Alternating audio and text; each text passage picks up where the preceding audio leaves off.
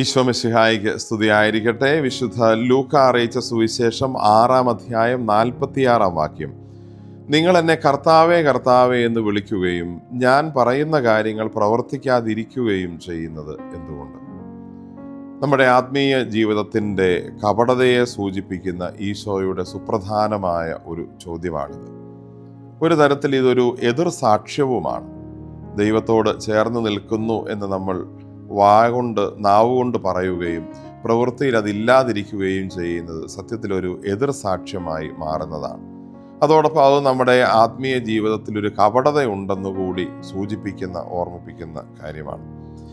നമ്മുടെ കാര്യങ്ങൾ സാധിച്ചെടുക്കാൻ വേണ്ടി, നമുക്ക് വേണ്ടതൊക്കെ ചോദിച്ചു വാങ്ങാൻ വേണ്ടി ദൈവത്തെ കർത്താവേ കർത്താവേ എന്ന് വിളിച്ച് നമ്മൾ സ്നേഹത്തോടെ ചേർന്ന് നിൽക്കുന്നു. നമുക്ക് ദൈവത്തിൽ നിന്ന് ചിലത് കിട്ടാൻ വേണ്ടി നമ്മൾ ദൈവത്തോട് ചേർന്ന് നിൽക്കുന്നു. എന്നാൽ ദൈവത്തിന് അതുപോലെ നമ്മളിൽ നിന്ന് ചിലത് കിട്ടാൻ ആഗ്രഹമുണ്ട്. അത് നമ്മുടെ നല്ല ജീവിതത്തിലൂടെ, നല്ല പ്രവൃത്തിയിലൂടെ, നല്ല മാതൃകയിലൂടെ ഈശോയ്ക്ക് ഈ ഭൂമിയിൽ കൊടുക്കേണ്ട ഒരു സാക്ഷ്യമാണ്.